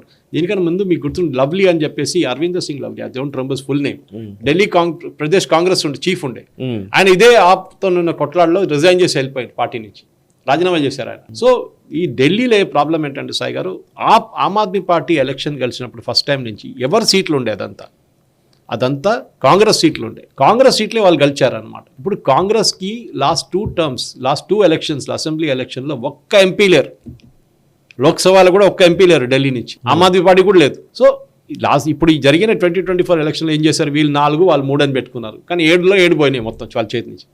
Aam Aadmi పార్టీకి తెలిసిపోయింది వీళ్ళ వాల్యూ 0. కానీ అటాక్ చేయాలంటే ఎవరిని అటాక్ చేస్తారు? ఓటింగ్ బేస్ ఆమ్ ఆద్మీ పార్టీది, కాంగ్రెస్ది same voting base, minorities mainly, మిగతాది కొంచెం వాళ్ళ లాయలిస్ట్ ఉంటారు కొన్ని కమ్యూనిటీస్ నుంచి, వాళ్ళని బిట్ ఆఫ్ ఓబీసీ, కొంచెం చిన్న ఒక 20-25% ఓబీసీస్, మిగతా 75% బీజేపీతోనే ఉన్నారు. వీళ్ళని అట్రాక్ట్ చేయడానికి ఇంకోటి ఇమిగ్రెంట్స్ ఢిల్లీకి వచ్చి చాలామంది యూపీ నుంచి, బీహార్ నుంచి వస్తారు. అక్కడ ఉన్న స్లమ్స్లో ఉంటారు, వాళ్ళకి free water, free electricity, free bus రైడ్లు అంటే వాళ్ళకి చాలా పెద్ద న్యూస్. అది కేజ్రీవాల్ వాడుకున్నాడు మంచిగా, వాళ్ళ దగ్గర నుంచి వచ్చే ఓటుతోనే ఎమ్మెల్యే సీట్లు వీళ్ళు గెలుస్తున్నారు అనమాట. దాన్ని ఛాలెంజ్ చేయాలంటే ఎవరు ఛాలెంజ్ చేస్తారు? బీజేపీకి అక్కర్లేదు అది. BJP voting base is different, వాళ్ళకి మిడిల్ క్లాస్ ఓటింగ్ బేస్ అక్కడ ఉంది వాళ్ళకి సపరేట్గా. దానికోసం లోక్సభకి బీజేపీ గెలుస్తున్నారు, అసెంబ్లీలో కేజ్రీవాల్ గెలుస్తున్నారు. ఈసారి కాంగ్రెస్ గెలవాలంటే కేజ్రీవాల్ ఓట్లు కొట్టేసాలి, అది వాళ్ళకి చేయలేకపోతున్నారు సైగా, అది పెద్ద problem. So they have to attack. దానికోసం ఇప్పుడు ఢిల్లీలో వీళ్ళు కేసు ఫైల్ చేశారు, ఎవరు కాంగ్రెస్ వాళ్ళు, వీళ్ళందరూ ఫ్రాడ్ అని చెప్పేసి. మనకు తెలిసి ఒక మహిళా స్కీమ్ తీసుకొచ్చారు వీళ్ళు, కేజ్రీవాల్ వచ్చి అనౌన్స్ కూడా చేశారు, ఇట్లా మహిళా స్కీమ్ ఉంది, అందరు ఫామ్లు ఫిల్ చేయాల్సిందని చెప్పేసి. వాళ్ళ గవర్నమెంట్ డిపార్ట్మెంటే, ఉమెన్స్ డిపార్ట్మెంట్ ఒక నోటీస్ ఇష్యూ చేసి, పబ్లిక్ నోటీస్, ఇట్లాంటి స్కీమ్ ఏం లేదు, ఎవడని తీసుకుంటే అంతా ఫ్రాడ్ అని చెప్పేసి. ఇప్పుడు ఎవరు ఫ్రాడ్ అయ్యారండి? కేజ్రీవాలే కదా. సో ఢిల్లీ యూత్ కాంగ్రెస్ వాళ్ళు వెళ్ళి ఇప్పుడు కంప్లైంట్ ఫైల్ చేశారు, కేజ్రీవాల్ ఇప్పుడు ఇట్లా మిస్లీడ్ చేస్తున్నాడు, ఫ్రాడ్ చేస్తున్నాడు అని చెప్పి కంప్లైంట్ చేశారు. అది కూడా కానీ లెఫ్టినెంట్ గవర్నర్ దగ్గర కూడా వెళ్ళారంట వాళ్ళు. ఇప్పుడు ఎఫ్ఐఆర్ ఫైల్ చేశారు కేజ్రీవాల్ వ్యతిరేకంగా కాంగ్రెస్ వాళ్ళు వెళ్ళి. సో ఇండియా అలయన్స్ అని చెప్పుకోవడానికి చాలా మంచి అలయన్స్, కానీ ఇప్పుడు వీడు తీసి నేను వాడు పడేస్తున్నాను బయట, వాడు తీసి వీని పడేస్తా అంటున్నారు. దాని నడిమిట్లో Mamata Banerjee, I am the natural leader, Lalu Prasad supporting her, Sharad Pawar ఆమెను సపోర్ట్ చేస్తుంది, ఆమ్ ఆద్మీ పార్టీ కూడా అంటుంది ఎస్ మమతా బెనర్జీ. ఇప్పుడు రాహుల్ గాంధీ పరిస్థితి ఏంటి సాయి గారు? ఆయన గురించి ఎవరు మాట్లాడలేదు. ఆయన అంత కష్టపడుతున్నాడు, గెలుస్తున్న గుర్రాన్ని పెడతారు, ఓడిపోయే గుర్రం మీద ఎవడు డబ్బులు పెట్టాడు. రాహుల్ గాంధీ గుర్తుపెట్టుకోవాలి, అది I'm just liking it to horse racing, దాని మీద ఆడ్స్ ఉంటుంది టు విన్. ఇది లేదు కదా, ఎప్పుడు గెలవాడు, ఓడిపోతూనే ఉంటాడు.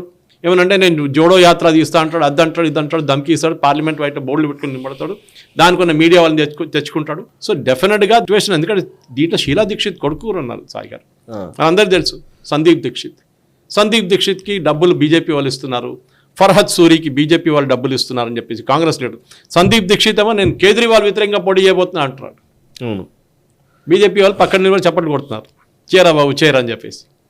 సో వాళ్ళ నడిమిట్లని కొట్టేసుకొని వాళ్ళ ఓట్లు మొత్తం స్ప్లిట్ అయిపోతాయి. ఎందుకంటే ముస్లిం ఓట్స్ బీజేపీకి చాలా తక్కువ వస్తుంది, ఎక్కువ రాదు. కావాలంటే వీళ్ళకి ఆ ఓట్లు కావాలి, and they have to get that votes. అంటే ఏం చేయాలి సాయి గారు?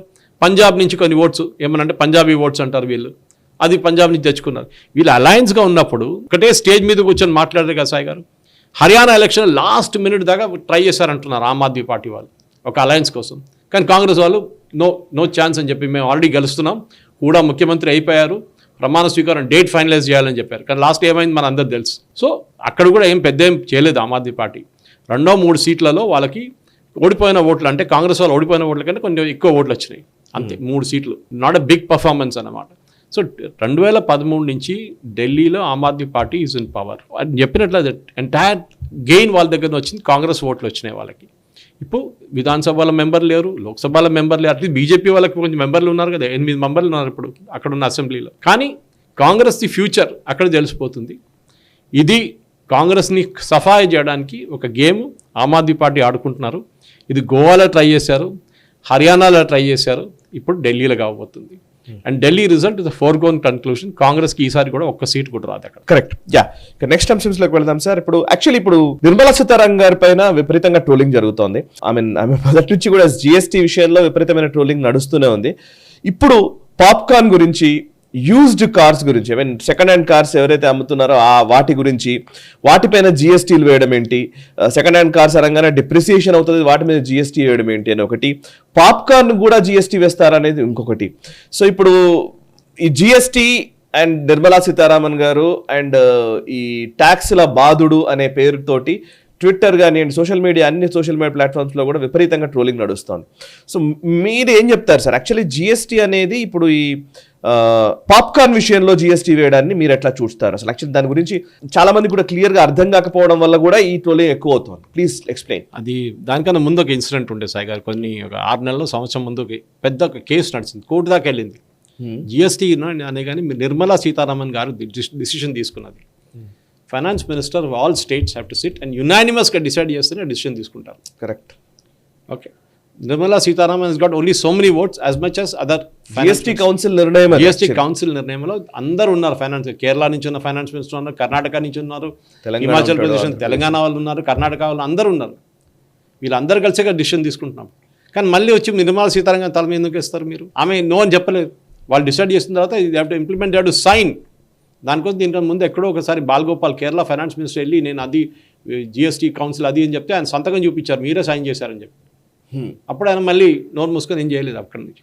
సో ఈ కేసు దీనికన్నా ముందు కేసు చాలా ఇంట్రెస్టింగ్ కేసు ఉండే సాయి గారు. రోటీ అండ్ పరాఠా, దీని మీద ఎంత ట్యాక్స్ చేయాలంటే మనం ఇప్పుడు సూపర్ మార్కెట్కి వెళ్తే రోటీలు ఉంటాయి, రోటీలు తీసుకోవాలంటే ఎంత, దాని బయట షాప్లో అమ్ముకుంటే ఎంత, 8% రోటీ మీద 5% ట్యాక్స్, కానీ పరాటాల మీద 18% ట్యాక్స్. ఎందుకురా అంటే పరాటాలు గరం చేయాలంట, సో 18% పడుతుందంట. ఇది బ్యూరోక్రసీ సాయి గారు ఇదంతా. పాపడ్ డిఫరెంట్ ట్యాక్స్ ఉంది. అదే టైంలో ఫ్రైమ్స్, మీరు అదే ఫ్రై చేస్తారు కదా, దానికి 18% ట్యాక్స్ జిఎస్టీ ఉంది.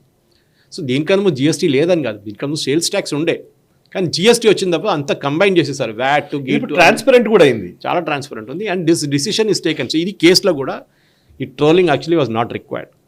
ట్రోలింగ్ ఎక్కడ వచ్చిందంటే పాప్కార్న్ అని చెప్పి మీరు షాప్ నుంచి కొంటారు సాయి గారు, తీసుకొచ్చి మైక్రోవేవ్లో పాప్ చేస్తారు మీరు దాన్ని. That is what is being taxed. Cinema థియేటర్లో అమ్మేది, నేను ఇంకో మాట సాయి గారు, సినిమా థియేటర్లో 500 రూపాయలు టికెట్ కొన్నాడు, 100 రూపాయలు 200 రూపాయలు పాప్కార్న్ గురించి క్రిటిసైజ్ చేస్తున్నారు.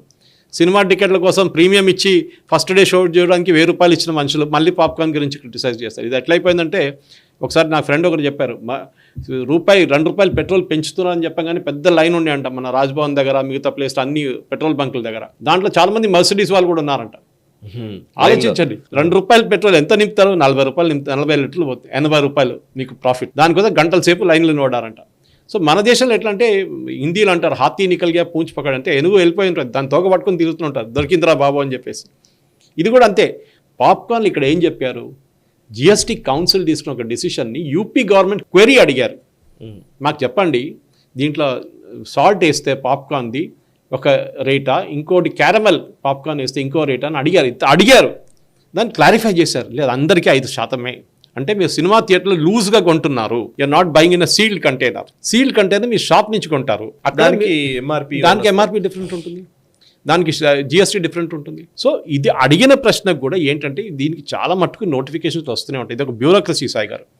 ఒక్కొక్క జిఎస్టీ కౌన్సిల్ మీటింగ్ కాగానే కొన్ని ఐటమ్స్ పైకి వెళ్తుంది, కొంచెం ఐటమ్స్ కిందకి వస్తుంది. ఇప్పుడు ఇన్సూరెన్స్ గురించి అన్న, ఇన్సూరెన్స్ మీద ఎందుకు జిఎస్టీ పెడుతున్నారు? ఇట్స్ గుడ్ పాయింట్, పెట్టకూడదు. కానీ ఒక్క ఫైనాన్స్ మినిస్టర్ కూడా అగ్రీ చేయట్లేదు సాయి గారు. ఇదే కేరళ ఫైనాన్స్ మినిస్టర్ అక్కడ వెళ్ళి ఏడుస్తాడు, కేరళలో వెళ్ళి ఇన్సూరెన్స్ మీద డబ్బులు పెడుతున్నారు.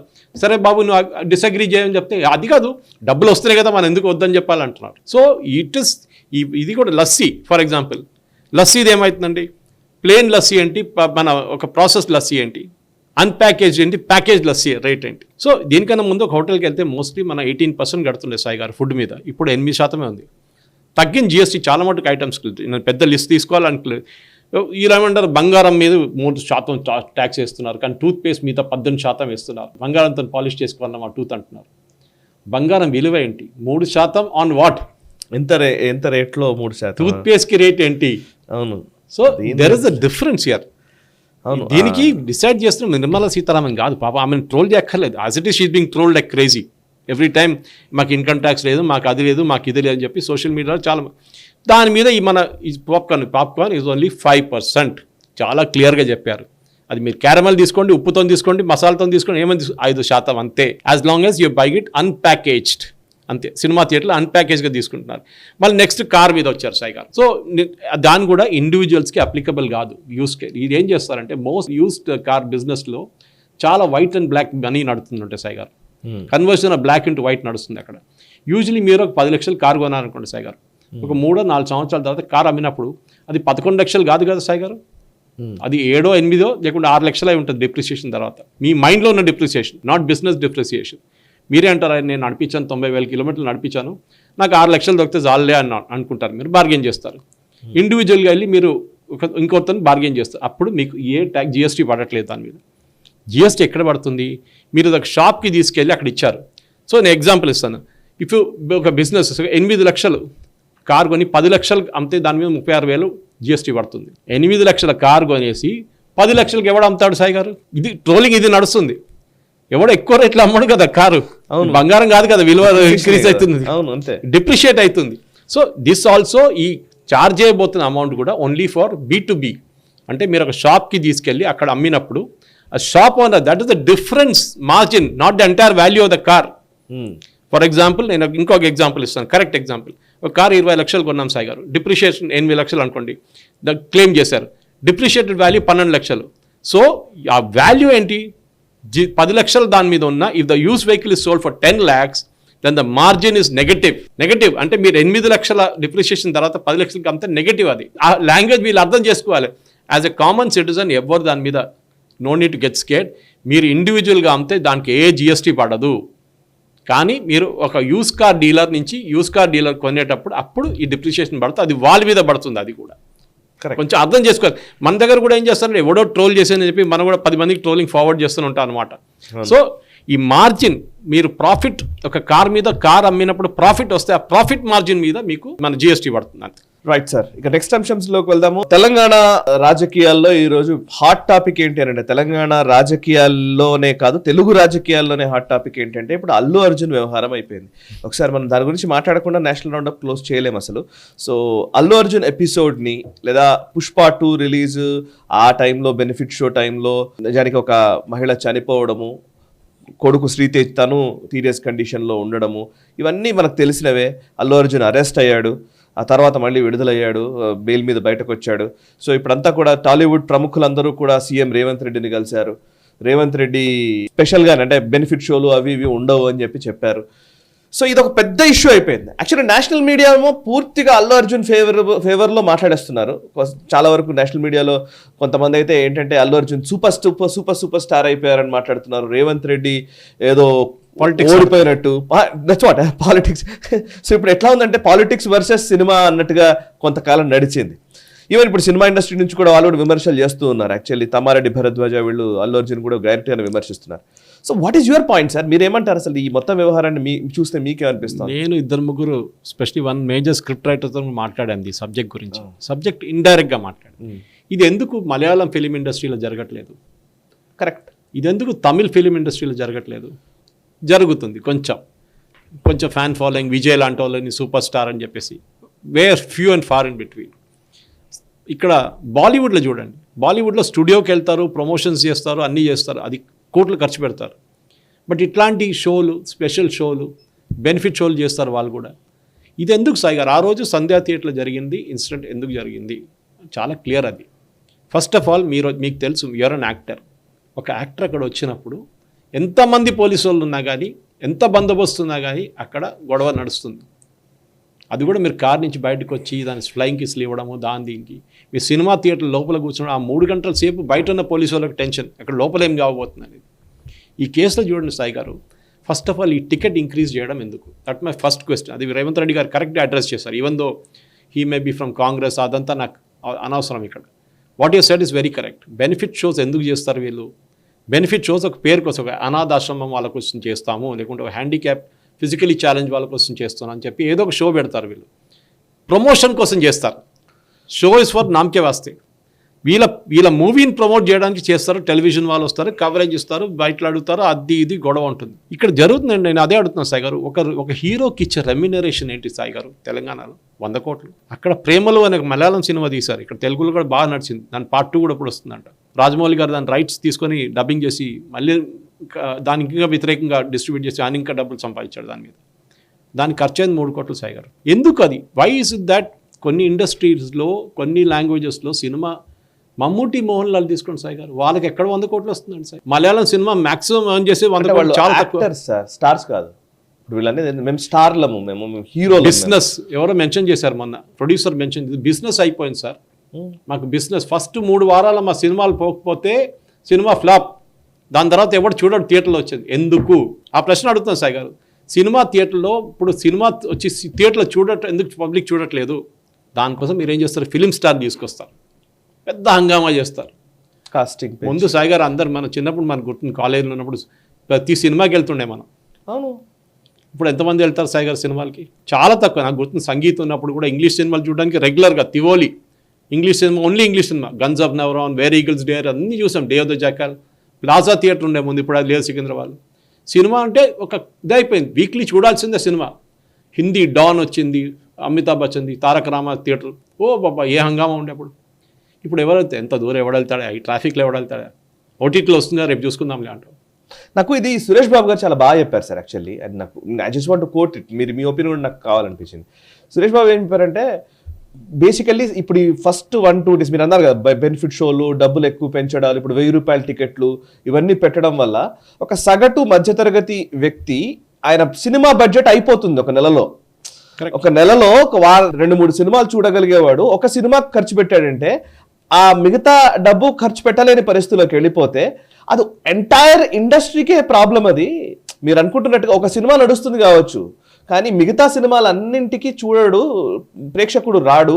తద్వారా ఏమవుతుందంటే ఈ టికెట్ రేట్లు పెంచడం వల్ల అది ఓల్ ఇండస్ట్రీ నష్టపోతుంది అనేది సురేష్ బాబు గారు వర్షన్. మీరు గుంజుకుంటున్నారు డబ్బులు ఎక్కడి నుంచో, లిమిటెడ్ అమౌంట్ చెప్పి. ఇప్పుడు ఈ కేసులో కూడా అన్ఫార్చునేట్లీ జరిగిన కేసులో కూడా మనం చూసాం, అతను మన వైఫ్ని తీసుకొచ్చి సినిమాకు, కొడుకుని తీసుకొచ్చి సినిమా చూశారు కదా, వైఫ్ అయితే స్టాంపీడ్ చనిపోయింది పాప ఆమె. ఆయన ఒక మెకానిక్, నేను పేపర్లు చదివిన న్యూస్ చెప్తున్నాను, I'm not sure with the correct thing. 9,000 రూపాయలు జీతం అంట ఆయనకు నెలకు వచ్చే అమౌంట్. ఈ స్పెషల్ షోకి 2,000 రూపాయలు టికెట్ కొన్నాడు. ఆయనది ఆలోచించండి సాయి గారు, ఎందుకు ఇంత హంగామా? అందరు తప్పడుతున్నాను దీంట్లో. ఆ సినిమా చూడకపోతే ఏమైనా అవుతుందా సాయి గారు? ఫస్ట్ షో చూడకపోయింది. ముందుండే జమాన్లో ఫస్ట్ డే ఫస్ట్ షో చూసాను నేను అని చెప్పి, అప్పుడు ట్విట్టర్ లేకుండే, ఫేస్బుక్ లేకుండే, కానీ 10 మంది చెప్పుకుంటారు. ఇప్పుడు ఏమైపోయిందంటే ఈ కమర్షియల్ అయిపోయింది సాయి గారు. మొత్తం the entire thing has turn commercial. సంవత్సరానికి ఒక సినిమా తీసుకొస్తారు వీళ్ళు, ఒక హీరో, దాని మీద విపరీతమైన డబ్బులు ఖర్చు పెడతారు. 100 కోట్లు 200 కోట్ల రెమ్యునరేషన్. ఇది ఎవరు తీసుకొస్తున్నారు, ఎవరు చేస్తున్నారు? మనకు అందరూ తెలుసు పాత సిస్టమ్ ఎట్లా పనిచేసేదంటే, ఒక సినిమా థియేటర్ని ప్రొడ్యూసర్ ఒక 50 రోజులు కొనుక్కుంటాడు. ఫిక్స్ కాస్ట్ 40,000 రూపాయలు, అంటే జీతము, ఎలక్ట్రిసిటీ అన్నీ కలిపి. ఆ థియేటర్లో ఒక్కటి లేకున్నా కానీ సినిమా నడుస్తుంది, హౌస్ఫుల్ అంటారు. ఎంటర్టైన్మెంట్ ట్యాక్స్ కూడా కట్టేస్తారు ప్రొడ్యూసర్. ఏం చూపిస్తాడు? 100 రోజులు నడిచింది సినిమా అని చెప్పేసి. బ్లాక్ మనీ వైట్లో కన్వర్ట్ అయిపోతుంది. So this is what is happening. ఆ బ్లాక్ మనీ ఏంటి? మొత్తం థియేటర్లో ఎవరు లేను కానీ ప్రొడ్యూసర్ దగ్గర ఉన్న మన డబ్బులు పెట్టి దాన్ని వైట్గా కన్వర్ట్ చేసుకుంటారు, దాన్ని ప్రాఫిట్ మోటివ్లో. ఎవరు happy? Producer happy, cinema theatre happy, public వస్తే మంచిది. లేకుంటే స్టార్ అసోసియేషన్ ఉంటారు, వాళ్ళకి ఇస్తారు టికెట్లు, వాళ్ళు చూసుకుంటారు సినిమా. ఇది బంద్ చేయాల్సిన టైం వచ్చింది. ఐ థింక్ రేవంత్ రెడ్డి గారు చాలా మంచి మూవ్ తీసుకున్నారు. నేషనల్ లెవెల్లో ఆయన చాలామంది క్రిటిసైజ్ చేశారు, దీంట్లో పాలిటిక్స్ ఉంది అది ఇది అని చెప్పి. దిల్ రాజు గారు వచ్చి దాని నడిమిట్లో దుంకి అన్నీ అయిపోయింది, అన్ని సర్దిమత అయిపోయినాయి, అందరూ పీస్ఫుల్గా ఇంటికి వెళ్ళిపోండి అని చెప్పేశారు. కాదు, నెక్స్ట్ సినిమాకి వచ్చేటప్పుడు మళ్ళీ ప్రాబ్లం అంతే. రేపు ఒక జూనియర్ ఎన్టీఆర్, రేపు ఇంకెవరిదైనా సినిమా వచ్చినప్పుడు సేమ్ ప్రాబ్లం వస్తుంది. కానీ I think a good lesson he's been learned Sai garu దీని నుంచి. ఇంత పబ్లిసిటీ, ఇంత ఇదన్నీ అక్కర్లేదు. సినిమా మంచిది ఉంటే పబ్లిక్ వెళ్ళి చూస్తారు. And there are many examples like that, many example చాలా మటుకు. మిగతా లాంగ్వేజ్లో ఉన్న సినిమాలు కూడా ఇప్పుడు ఓటీటీలో ఎంత పాపులర్ ఎందుకు అవుతుందంటే క్వాలిటీ సినిమా కోసం చూస్తున్నారు. కానీ ప్రాబ్లం ఏంటంటే Telugu film industry, again I'm quoting one very senior writer, ఆయన నాకు చెప్పారు, సురేష్ గారు నేను అడిగాను, సార్ మలయాళం సినిమాలు ఇంత మంచి వస్తుంది, ఇంతమంది చూస్తున్నారు, దాన్ని డబ్ చేస్తున్నారు, దాని రైట్స్ కొనుక్కుంటారంటే, సార్ అక్కడ చూసే ఆడియన్స్ డిఫరెంట్ సార్ అన్నారు, ఇక్కడ చూసే ఆడియన్స్ డిఫరెంట్ సార్. ఇక్కడ ఒక హీరోయిన్ ఓన్లీ సైడ్ కిక్గా పెట్టుకుంటారు, అంతేగాని అక్కడ మీ ఫీమేల్ డామినేటెడ్ క్యారెక్టర్స్ మూవీస్ ఉన్నాయి అక్కడ. That is the difference. Rajinikanth గారు చాలా మంచిగా చెప్పారు. దృశ్యం 1 వచ్చినప్పుడు, ఇప్పుడు దృశ్యం 3 రాబోతుందండి, మోహన్ లాల్ గారు నిన్నే అనౌన్స్ చేశారు. దృశ్యం ఒరిజినల్ 1 వచ్చినప్పుడు that entire offer was given to Rajinikanth, Mohan Lal రోల్ది. కానీ రజనీకాంత్ గారు అన్నారంట నేను చేయను అని చెప్పారంట. అంటే అందరూ సర్ప్రైజ్ అయిపోయారు, ఇంత మంచి రోల్ మీరు ఎందుకు చేయట్లేదంటే, దాని సీన్లో మోహన్ లాల్ని పోలీసులు కొడతారు, మీకు గుర్తుంది దృశ్యం 1లో. నన్ను పోలీసులు కొడితే థియేటర్లు తగలబెట్టేస్తారు మా ఆడియన్స్ తమిళనాడులో fans. That is the logic. He has understood that logic of the audience అన్నమాట. ఆ ఎమోషనల్ థింగ్ ఇంకో ప్లేస్లో లేదు. హిందీ చూడండి, పాన్ ఇండియా ఆడియన్స్ ఉంది హిందీకి, కానీ దాని తర్వాత కూడా బ్లాక్ మనీ సర్క్యులేషన్ ఇంకా అది ఇంకో గేమ్. మన అందరూ తెలుసు, ఆమీర్ ఖాన్ సినిమాలు చైనాలో వెళ్ళి 2000 కోట్లు సంపాదిస్తుందంట. అందరికి తెలుసు 2000 కోట్లు ఎవడు చూస్తాడు చైనాలో, అంత కథ అది. అక్కడ అగైన్ బ్లాక్ మనీ కన్వర్షన్ నడుస్తుంది అక్కడ చైనాలో. ఆమీర్ ఖాన్ మూవీ చూడడానికి 2000 కోట్లు ఏం అక్కడ రాదు, అక్కడ నుంచి 900. నెక్స్ట్ దాంట్లో డంగల్ అన్నారు 900 వచ్చింది, 3 Idiots. ఇంకో this entire drama has to stop Sai. And I think Revanth Reddy గారు చాలా మంచి మూవ్ తీసుకున్నారు. If you ask me, this is the good move, sensible move. ఇప్పటి నుంచి ఒక డిసిప్లిన్ ఉండాలి. మీరు సినిమా యాక్ట్రెస్ అయితే, మీరు యాక్టర్ అయితే మీరు ఇంట్లో కూర్చోండి, ప్రమోషన్స్కి థియేటర్కి వెళ్ళండి, స్టూడియోస్కి వెళ్ళండి, ప్రమోట్ చేయండి, ఇంటికి వెళ్ళిపోండి. పబ్లిక్లో వచ్చి గొడవ చేస్తే దిస్ విల్ హ్యాపెన్. స్టాంపీడ్ అనేది చాలా కామన్. ఇప్పుడు మన గుడిలో చూస్తాం, మన స్టాంపీడ్ నడుస్తుంది, మిగతా ప్లేస్లో చూస్తాం, స్పోర్ట్స్ ఈవెంట్ నడుస్తుంది, రాక్ షోలు నడుస్తుంది. మీరు అవాయిడ్ చేయండి. అవాయిడబుల్ అంటే ఇంకోటి, అన్అవాయిడబుల్ ఉండే different matter, but this was totally avoidable. ఆ రోజు సంధ్యా థియేటర్లు జరిగిన దానికి డెఫినెట్గా this a good lesson Telugu film industry he's learned Sai garu. ఇప్పుడు మీరు అన్నది కరెక్టే. యాక్చువల్లీ మలయాళం సినిమా ఇండస్ట్రీ వేరు, తెలుగు ఇండస్ట్రీ వేరు. డెఫినెట్లీ ఆడియన్స్ని బట్టి కూడా ఇప్పుడు బెంగాలీ సినిమాలు ఒకలాగా ఉంటాయి, భోజ్పురి ఒకలాగా ఉంటాయి. కరెక్ట్, ఎస్ కరెక్టే. ఇప్పుడు ఏమైపోయిందంటే ఈ రోజు లెక్క ఏంటంటే తెలుగు ఇండస్ట్రీలో, తెలుగు సినిమా ఇండస్ట్రీ RRR కావచ్చు, అంతకుముందు బాహుబలి కావచ్చు, ఇట్లాంటి సినిమాలు వచ్చిన తర్వాత ఒక దేశవ్యాప్తమైన పాన్ ఇండియా మూవీ అనే ఒక మూడ్లోకి వెళ్ళిపోయింది.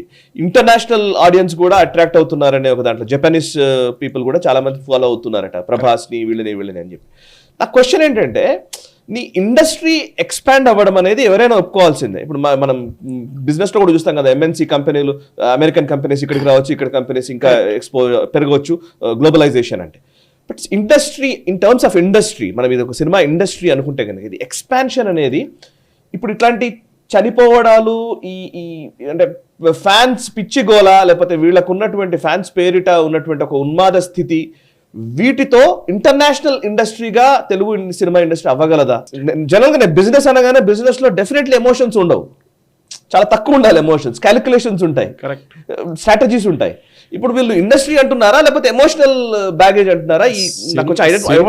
సినిమా కార్పొరేటైజేషన్ అయిపోయింది సాయి గారు. ధర్మా ప్రొడక్షన్స్ కానివ్వండి, మిగతా అన్ని, మన జితేంద్ర గారు కూతురు ఉంది ఆమె, ఏక్తా కపూర్, కార్పొరేటైజేషన్ అయిపోయింది. మంచిది అది. మన రానీ స్క్రూ వాళ్ళది అనేది యూటీవీ ఉంది, చాలా మంది కార్పొరేట్ లెవెల్కి వెళ్ళిపోయారు. కానీ ఇక్కడ జరిగింది అది కాదు సాయి గారు. బిజినెస్ అనేది పక్కన పెడదాం మనం. ఈ 3 వారాల్లో 2 వారాల్లో సంపాదించుకోవడం, దానికోసం చేస్తున్న గొడవ ఎందుకని అడుగుతున్నాను నేను. అంతే. ఇప్పుడు ఈవెన్ ప్రేక్షకులు కూడా అనుకోవాలి, ఇట్ ఈస్ ఎ బిజినెస్ లాగానే దాన్ని చూడాలి. సినిమా ఫస్ట్ డే చూస్తే, సినిమా 12వ రోజు చూస్తే అదే సినిమా కదా, అంతే. ఏం తగ్గవు కదా సినిమాలో. ఇంపాక్ట్ ఏంటి? నేను 10 మందికి వెళ్ళి చెప్పి సెల్ఫీలు తీసుకోవాలి, నేను ఫస్ట్ డే వెళ్ళాను చూడరా సినిమా థియేటర్ అని చెప్పేసి. ఇది బయటకు వచ్చి బయటలు ఇవ్వాలి. అక్కడ ఏదో యూట్యూబ్ ఛానల్ చాలామంది ఉంటారు. సాయి గారు, మెచ్యూరిటీ హ్యాస్ టు కమ్. చాలా ఇంపార్టెంట్. నేను చూసాను ఇక్కడ కూడా, ఒక సినిమా షూటింగ్ జరిగితే అందరు బండి పక్కన ఆపేసి సినిమా థియేటర్ షూటింగ్ చూడడానికి వెళ్తారు. రోడ్ మీద చూస్తారు. దాని పర్మిషన్ ఇప్పుడు ఇవ్వట్లేదు, మీరు చూస్తుంటారు. అదంతా బంద్ చేసేస్తారు, ఎందుకంటే అక్కడ మళ్ళీ ట్రాఫిక్ జామ్, అక్కడ మళ్ళీ యాక్సిడెంట్. అండ్ మళ్ళీ ఇప్పుడు హీరోలు కూడా మేమో దైవాంశ సంభూతులం, మేమే అంత దేవుళ్ళ మేమే అన్నట్టుగా బిహేవ్ చేస్తారు. ఆ attitude is there in the Telugu film industry. కొంచెం యాటిట్యూడ్ సేమ్ తమిళ్లో ఉంది, కానీ కన్నడలో మీరు చూడండి అక్కడ లేదు ఇది. ఓకే, మరాఠీలో లేదు. It's not big film industry. Marathi అని చాలా సింపుల్ ఫిల్మ్ ఇండస్ట్రీ అది. బెంగాలీ ఇప్పుడు ఆల్మోస్ట్ డైయింగ్ ఫిల్మ్ ఇండస్ట్రీ. కానీ మీరు ఎక్కడున్నా కానీ, తమిళ్ కానీ, కేరళ కానీ, కన్నడ కానీ, తెలుగు కానీ, ఒక్కటి గుర్తుపెట్టుకోవాలి, డిసిప్లిన్ అనేది చాలా ఇంపార్టెంట్. మీరు ఒక పబ్లిక్ షోలో వెళ్ళి, అక్కడ వెళ్ళి సినిమా థియేటర్లో నేను కూర్చుంటాను, బయట ఎంత గొడవ చేస్తే నాకు సంబంధం లేదు, నేను ఇక్కడ ఉంటాను సినిమా అయ్యేదాకా అని చెప్పి తప్పు. దాన్ని జస్టిఫై చేయడానికి చూసినప్పుడు మళ్ళీ తప్పు. అది ప్రాబ్లం అనమాట. సో దట్ డిసిప్లిన్ అనేది ఒక hero worship, male dominated thing అని తెలుగు ఫిల్మ్ ఇండస్ట్రీ చాలా.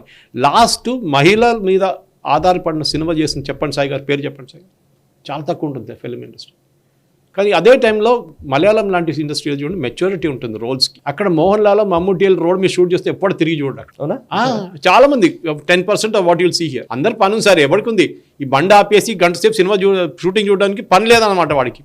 పన్నున్నో నిలబడతాడు అక్కడ. ఇది ప్రాబ్లం. This hero worship. ఇక్కడ ఒక ఇమేజ్ కల్టివేట్ చేస్తున్నారు వీళ్ళు. లార్జర్ దెన్ లైఫ్ అంట మన ఇంగ్లీష్లో. That is what is happening in Telugu film. నాకు అన్ఫార్చునేట్ హీరోలు ఆలోచన యాక్చువల్లీ హీరోలు ఇప్పుడు ఈ మధ్య కాలంలో మాట్లాడుతున్న వాళ్ళు ఏం చేస్తారంటే ఫ్యాన్స్ ఇవి మాట్లాడినప్పుడేమో మేమేమో పెద్ద హీరోలము దేవుళ్ళము అన్నట్టుగా బిహేవ్ చేస్తారు. ఇంకొక వైపు గవర్నమెంట్ లేకపోతే ఈ ట్యాక్స్లు ఇవి వచ్చినప్పుడేమో లేదండి ఇది ఫిల్మ్ ఇండస్ట్రీ అండి, ఇండస్ట్రీ లాగా చూడాలంటారు.